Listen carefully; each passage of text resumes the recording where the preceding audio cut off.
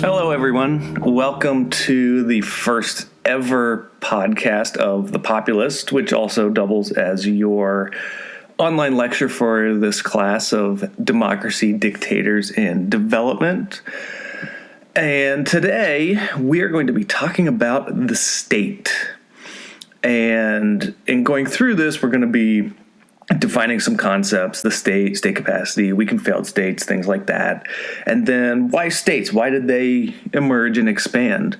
And then what are some of the characteristics of modern states and some of the functions? What do they actually do? And so in going through this, hopefully it helps understand some of the stuff that you've read. And hopefully you've already done the reading. This will make a lot more sense if you've done that and gone through that. And can reference this to help solidify stuff that you've already read and already gone through. And of course, below this, there's the comment section. If things aren't clear, make sure to post questions, comments, different things like that. And if somebody asks a question, you think you know the answer, feel free to respond. And I'll be checking it as well to make sure that there aren't any misleading answers or wrong answers to questions on there. But if you do it in that format, it helps just generate the conversation instead of me getting 30 emails like, hey, what were you talking about on this? But if there is something major that a lot of people didn't get, then, the next week on The Populist, I will address that and kind of clear some of those things up. Okay, so without further ado, let's get going and talk about the state. So the modern state, it can be hard for Americans to grasp because we've got this federalist system that's got different levels of government. We got the federal government and the state government and the local government and sometimes county governments and all of this stuff. And it's different from a lot of unitary states, which we'll get into the difference between those concepts a little later.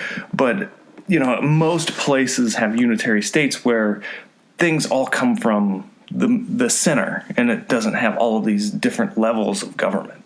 But nevertheless, we still feel the state, and we see it present in our daily lives with all the rules that we have to follow and law enforcement and having to go to school when you're younger and things like that.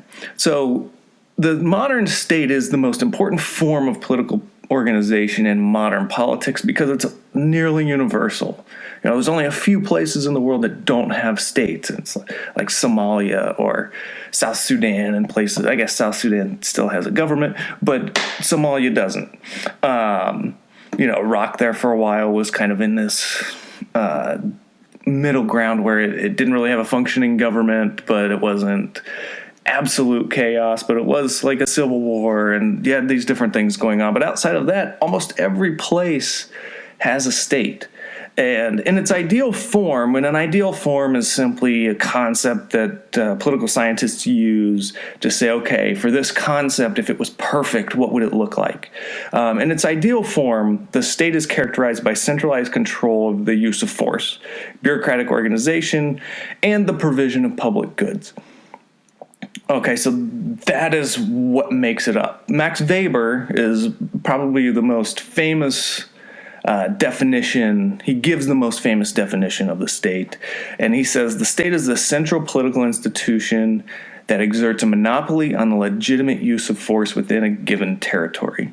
So even though that's a very short definition, it definitely has a lot to it. So let's break that down a little bit.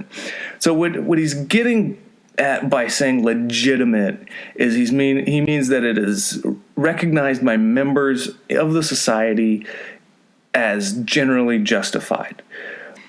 This is not made up by political scientists. We don't determine what is or is not legitimate. Okay, this is what people will accept as necessary for society. Okay, so police show up to handle a violent altercation or a traffic accident, and that starts the legal process, and you go through all of that, and then the judge or the jury makes their ruling. The violence in air quotes can happen, when the police make somebody come with them or arrest them, or, if somebody has to go to jail or is forced to pay money because of the way that the judge or the jury ruled, that is considered a legitimate use of force because it's gone through the legal channels. Okay, and if we think about it, if no central authority is able to use force, then maybe anybody can just use force, but that will make security or society less secure and less prosperous. Okay, so if you make somebody upset with you for whatever reason, and they decide to take things in their own hands and demand money from you or physically harm you or your property, that's going to be considered illegitimate. They don't have the backing of the state. And so if they hurt you because, I don't know, you walked across their yard or something silly, I don't know, then they'll be subject to the law. Okay, now we go back to medieval times. I mean, there were more sources of legitimate use of force. Okay, so this is before the modern state emerged.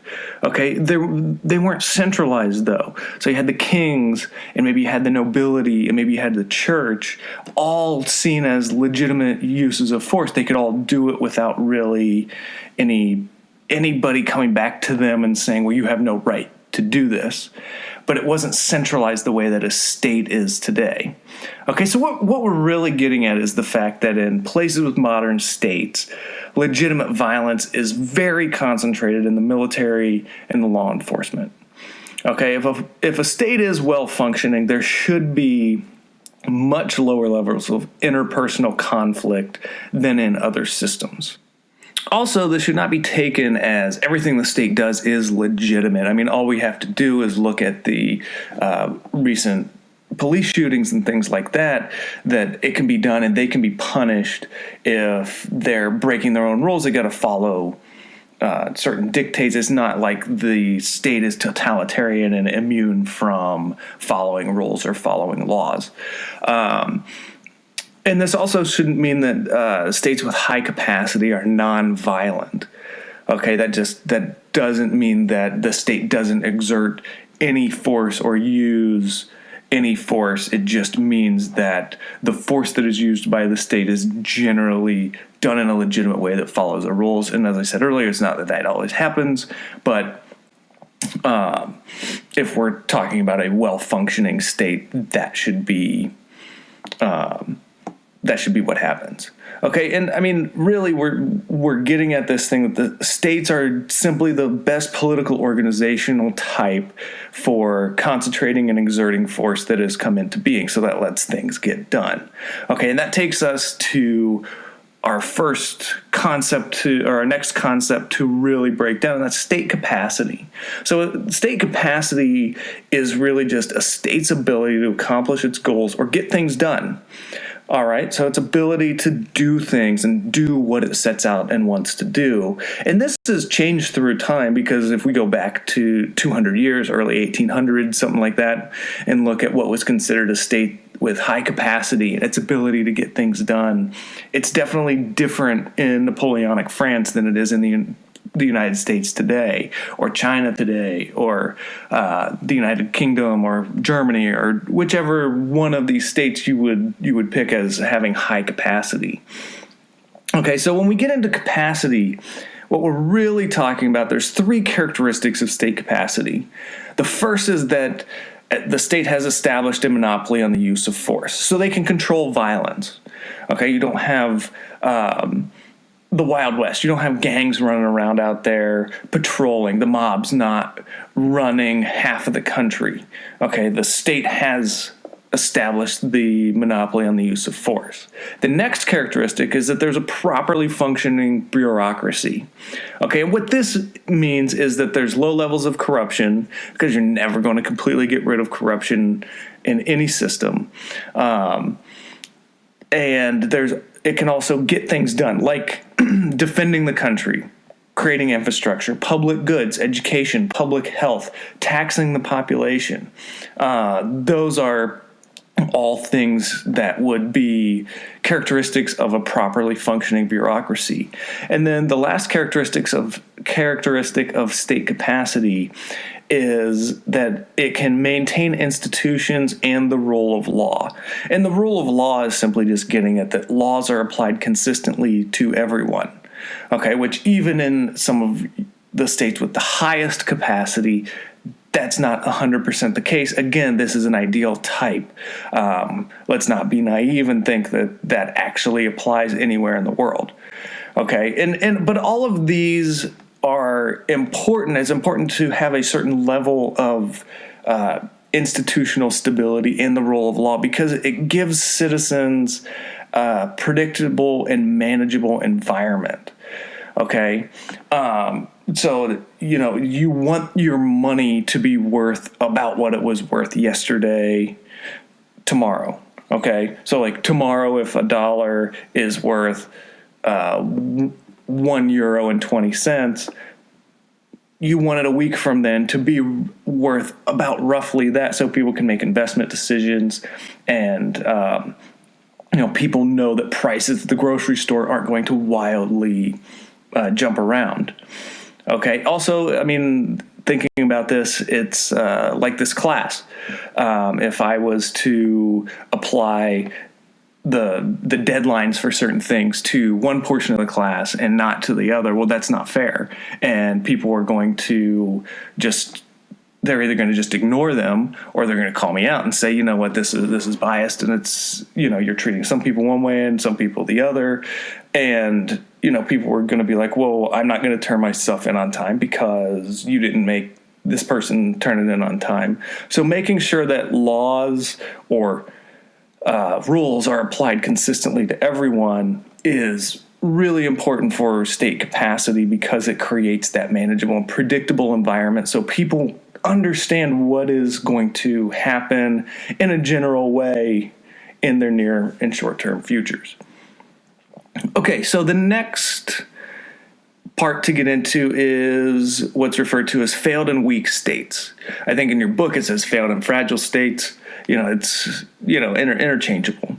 So these are states that cannot perform their expected functions. So all of the stuff going through about having a monopoly on the legitimate use of force, and all of the other characteristics I just went through, these would be states that can't do that. There's generally many rival groups vying for power. So I mean, here you're going to think Somalia, Yemen, Syria, South Sudan, places where it's not clear who's actually in control.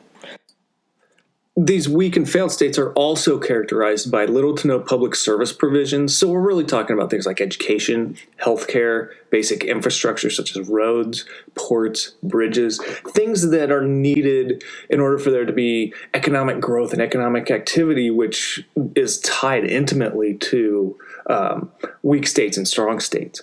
Okay. And as you can imagine, this is terrible for the citizens. And it also creates a breeding ground for terrorists. I mean, we think back to Afghanistan before 9/11. I mean, the Taliban was able to take over a very weak state, and it remained weak and allowed Al-Qaeda to plan 9/11 and have their terrorist training camps and things in Afghanistan. More recently, places like Syria and Iraq were very weak states, continue to be very weak states, if not failed, and they allowed ISIS to come into being, and then the United States, among others, had to send troops in and offer aid and support to the groups fighting ISIS. And it really, there was no legitimate monopoly on the use of force in either place.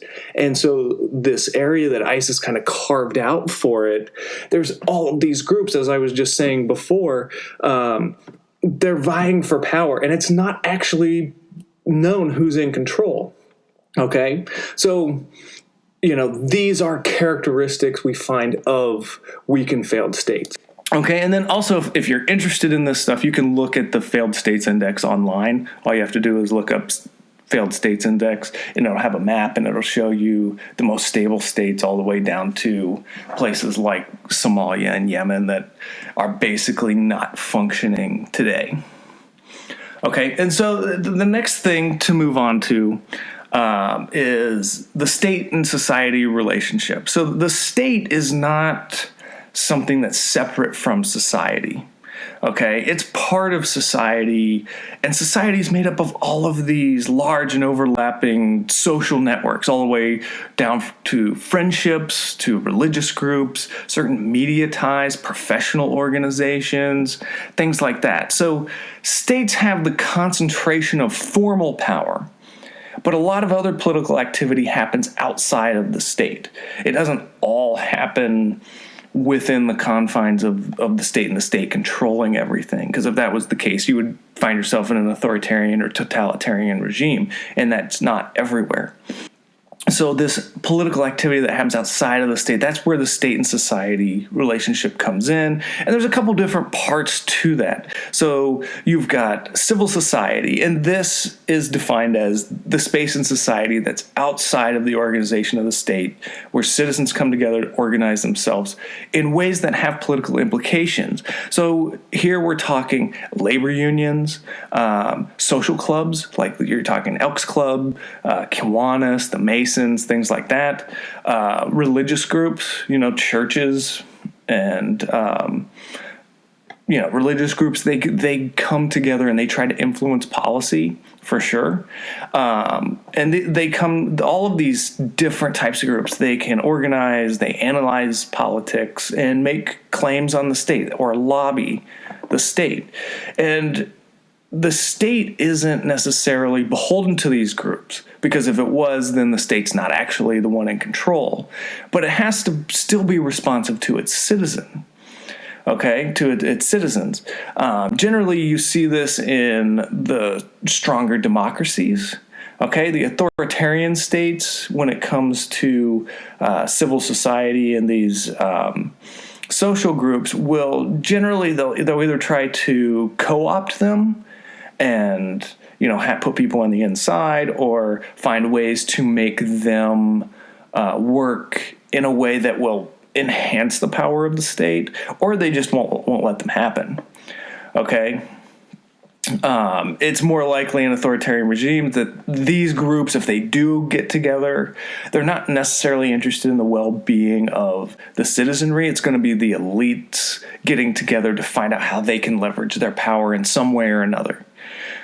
So the state isn't separate from society, and I think this is important to understand, and this is, where lobby groups and civil society and things like that come in, because the state has to be responsive to its citizens, or the state itself is going to lose legitimacy. So we can't, this is where it kind of gets really complex in trying to understand, where does the state have power? Where are they influenced? And understanding the influences that come from outside of the official government apparatus can be a little bit tricky. So if there are questions about that, please make sure, write comments below, and, we'll try and clear those up as well as I can.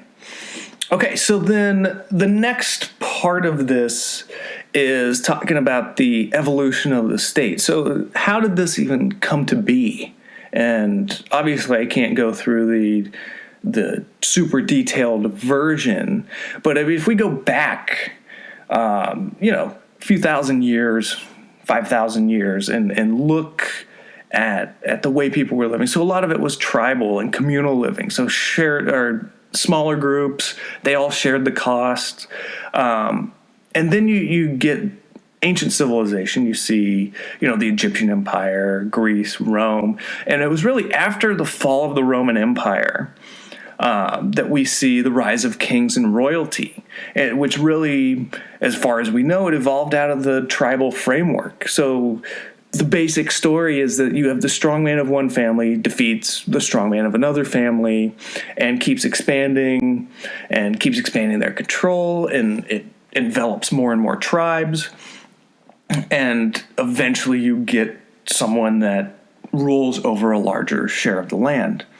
And as this person rolls over this larger share of the land, and this kingdom becomes more entrenched in the ways of doing things, then things became a little bit more stable. Now, also involved in this was religion. So from about the 3rd century through the 18th century, religion was a large part of the state and a large part of its legitimacy. I mean, think about like the Church of England or the Catholic Church in places like Italy and France.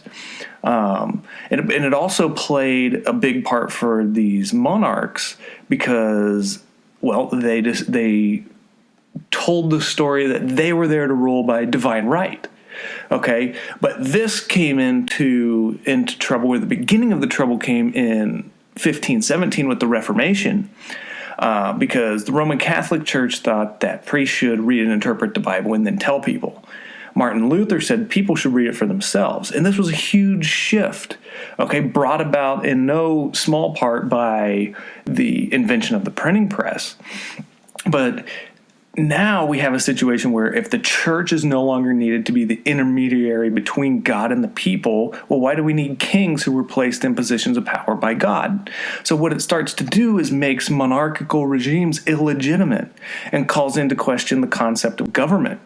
And this all leads to a big crisis for monarchies and really sets the stage for the modern nation state. Okay, and then you add in, around the time of the Enlightenment, you get contract theorists, John Locke, Hobbes, Rousseau, saying that people have rights naturally. We get the rule of law introduced. The rule of law is universal, it's contractual, it's rational, meaning that people have thought it out. A move toward laissez-faire economics and a more neutral attitude towards religion. So this kind of sets the stage for these modern states to emerge. And the next question to really explore is, so why do states emerge? What is the reason behind this? And one of these theories, so there's 4 theories. There's the Bellicist theory, economic theories, cultural theories, and the diffusion theories. And the other reading for this week, Herbst, the War in States in Africa, is really building on the Bellicist theory, and that's the first one we'll get into. So this was made famous by Charles Tilly, and his famous quote is, "War made the state and the state made war." And he's saying that we can't explain the emergence of the modern nation state without also looking at how war played into that. And it's really an interesting concept because he's saying for states to emerge, you need several factors.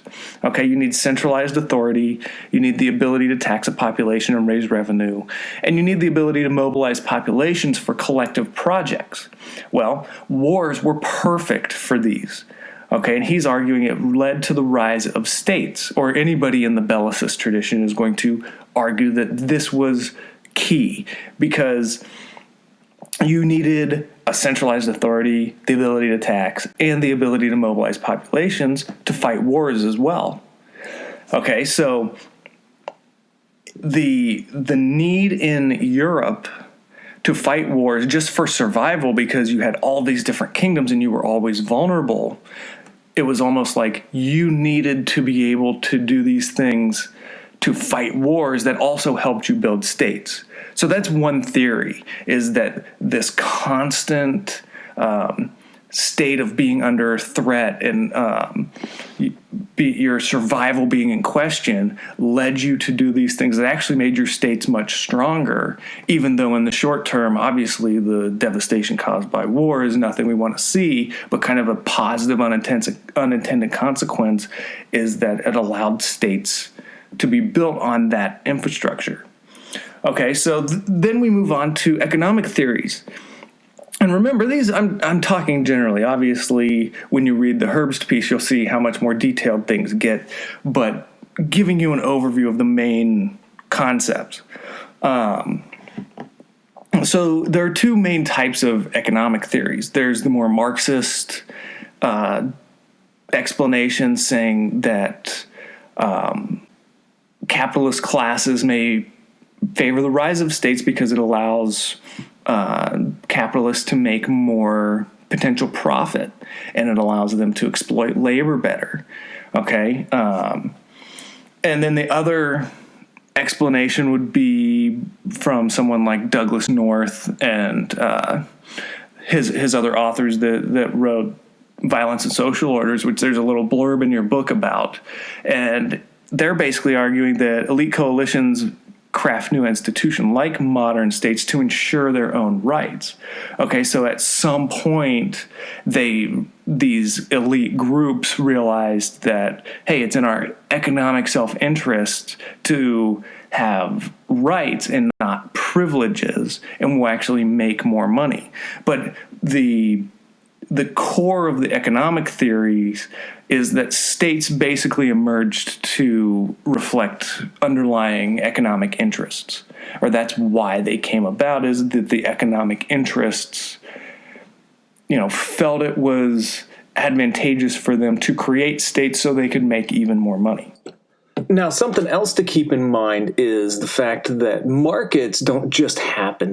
They're not naturally occurring as kind of is floating out there in pop culture that just if you leave everything alone, markets are going to emerge and that's what's going to happen. They take an incredible amount of work and an incredible amount of regulation to create. So another part of this theory is that in order to create these stable markets where you actually have competition and you actually have systematized monetary instruments like money, okay, that you need to create a strong state in order to have these things. A great book to check out if anybody's interested is The Great Transformation by Karl Polanyi, where he talks about how the emergence of markets was actually very destabilizing and took an awful lot of work to create. And in doing this, you saw a backlash because you were taking societies from their traditional, think back to like Little House on the Prairie, if anybody remembers that, or like your very traditional agrarian type societies. That people were moving to cities, new markets were being created, new types of jobs were being created. There's actually a lot of parallels to that today with the upheaval that certain technologies are playing in AI and things like that. But keep in mind that another main tenet of this theory is that states needed to be strong in order to create these markets that would allow the economy to grow. Okay, and then the next theory is the cultural theory. So in general, this is arguing that ideas and culture, or ideas and cultural forces in people's lives, led to favoring the state as an organization. And there's two theories that fall under this that your book talks about. Okay, the first one is that religious changes with Protestantism reshaped attitudes towards the role of institutions in daily life. And there's another blurb about Philip Gorski. And he talks about the role of Calvinism, where it's very austere, very disciplined. So people were kind of primed to accept the authority of the state. Okay, so the state stepped in where previously religion had been. So you basically had this network of, or not necessarily a network, you had this way of thinking about the world that the state basically just replaced religion, and for people, instead of religion telling them what to do, it was the state. So they were kind of primed for that. Okay, the second one is by Leah Greenfield, and her theory says that the emergence of nationalism led people to accept the nation state as a natural, in air quotes, and legitimate form of organization. Okay, so she argues that the state needs national identity to come into form and to be accepted. So people identifying as a member of a nation state see that state as an expression of the nation. They're willing to accept its legitimacy as well as sacrifice for its well-being, and also justify state expansion because of national pride or national interest. So next week we'll get into more of nationalism and how that may feed into the building of states, but also it has another side where it can destroy them as well.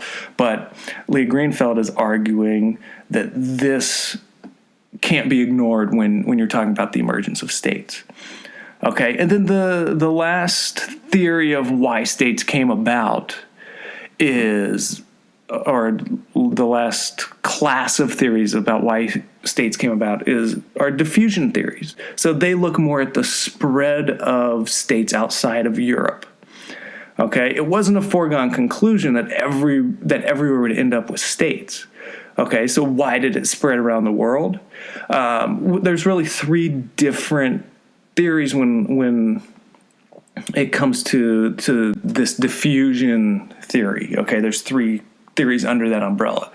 First is states had military advantages over non-states, and they came to dominate. So Europeans brought this form with them when they colonized, and it also provided economic and social advantages over other forms of political organization.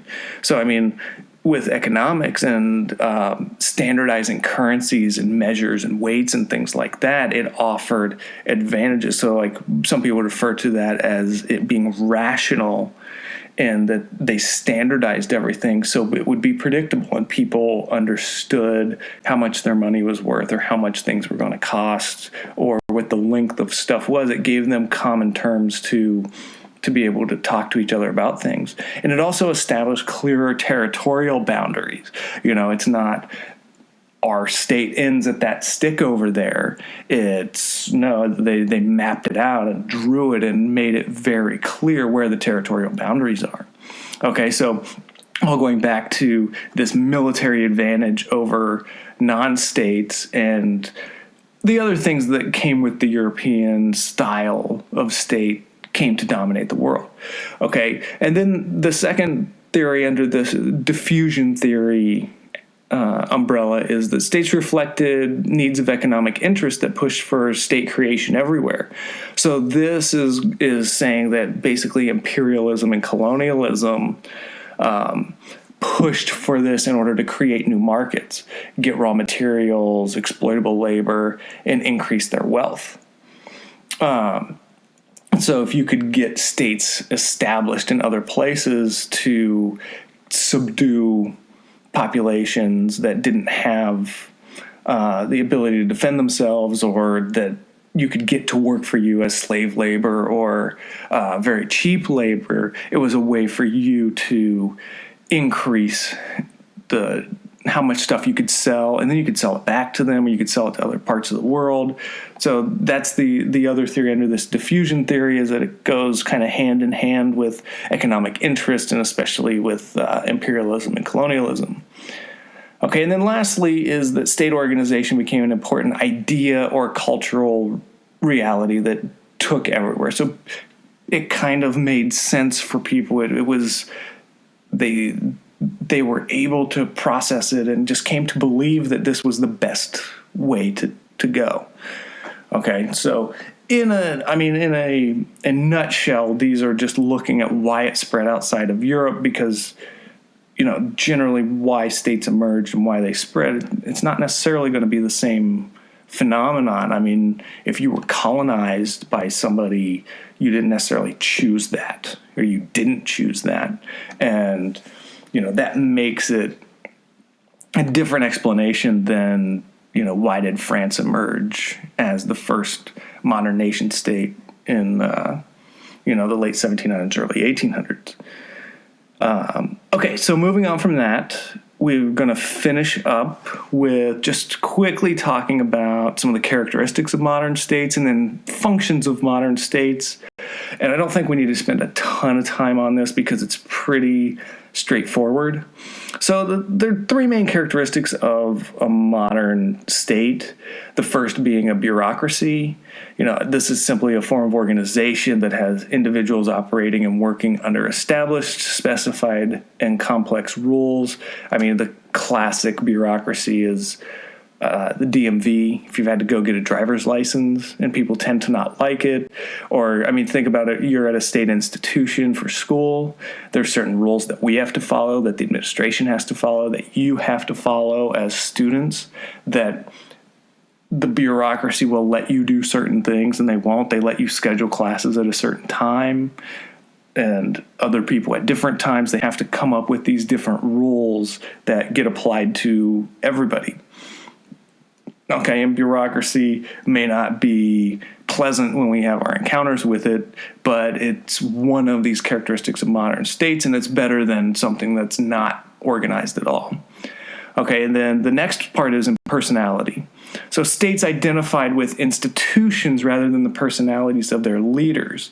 Okay, this is why when like the recent stuff about President Trump saying that he wants loyalty to him is problematic, is because he's wanting loyalty to the individual and not to the office of the President of the United States. Okay, so that is one of the big differences. It's not a personal institution, regardless of whether you're the president, you're the mayor, you're a part of city council, you're the Secretary of State. Those institutions and those offices are what the state is identified with, regardless of who is in them. So this was a really big change from medieval times, when a lot of times like your king or queen is who the government was identified with. I mean, those of you that are fans of Game of Thrones, every time leadership changes, the character of that, if you want to call it an office, or, the king or the queen, and the way that they operate, it changes because it's identified with whoever's in that seat and not with the office itself. Okay, so it's very different. Even modern authoritarian states, I mean, there have been many books written about the cult of personality, like for Joseph Stalin. But, once he died, the Soviet Union didn't disintegrate. They had procedures and they put in a new premier. Okay, so that's very different with modern nation states than with your, older dynastic monarchies and things like that. All right. And then finally, it's sovereignty. States are the ultimate authority within their specifically demarcated territories. Okay. So, I mean, that's pretty straightforward. Again, in the U.S., it's weird because, like, Minnesota, the state government has sovereignty over that, but at the same time, it's under a larger umbrella of the United States. Okay, but within the territory of the United States, they have the ultimate authority. The United States, the federal government does. Okay, within the state of France, or the country of France, they are the ultimate authority, the French government. Okay, nobody from the Netherlands is going to come down and tell France what to do, just like Canada's not going to tell us what to do. Okay. And then lastly, some of the functions of modern states, and these have changed a lot through time just because states have gotten bigger and gotten more powerful and have needed to serve more functions of the public. So, I mean, some of these functions are taxation, obviously, defense and policing, economic management. I mean, we have the Federal Reserve, we've got the Treasury Department, money supply. The governments will do things with taxation and spending to try and influence the business cycle and try to make the economy better. There's also human capital, which is public health, education. I mean, things like preventing pandemics, funding medical research for new drugs and new treatments, educating the population so they can understand the society they're in and what it means to be a society and what role the citizen is to play. Also educating people so they can create and start businesses and be properly trained for jobs in order to help maintain a dynamic economy. Okay, another thing, and this is one of the more recent ones, is the welfare state. So the social safety net, social insurance, healthcare access, especially for those who are elderly or who may not have much money, those that are the poorer segments of the population. In the U.S., we've got Medicare and Medicaid to deal with the elderly and the poor. But the welfare state has become something that is very common. I mean, you go to Europe and every country has it, and people have come to rely on it, and that is considered a function of a modern nation state. And then lastly, but definitely not least important, is infrastructure, roads, ports, public utilities. When you pay your e-web bill, that is the government supplying you with water and electricity. Okay, so I mean, that is really important for a state functioning and keeping the economy going, and also making sure that people's lives are predictable, and kind of normalized. Okay. So in finishing up here, I know we've covered an awful lot of stuff, and thank you for bearing with me on my first ever podcast. It's definitely a little weird to be talking to a computer and not to see your faces to make sure that I am explaining things right or that you're following along. But today we did cover a lot of ground, and just to kind of recap, we were talking about the state. We defined some concepts early on: the state capacity, weak and failed states. We then went into, well, why states? Why did they emerge and expand? And then we finished up talking about the characteristics of modern states and the functions of states, so what they actually do. If things were confusing or there's something that you didn't quite understand, please leave comments below this on Canvas. And next week, we're going to be talking about nationalism with Dr. Shauna Meehan. So make sure you're keeping up on the readings, you're watching the videos. Stop by my office hours. They are every Tuesday and Thursday from 2 p.m. to 4 p.m. If you can't make it, then please email me. We can set another time up to meet. If you're not on campus, obviously, please email me if you have anything to discuss. We can also arrange to have some kind of communication over the computer. But outside of that, I will see you next week right here. Have a good one.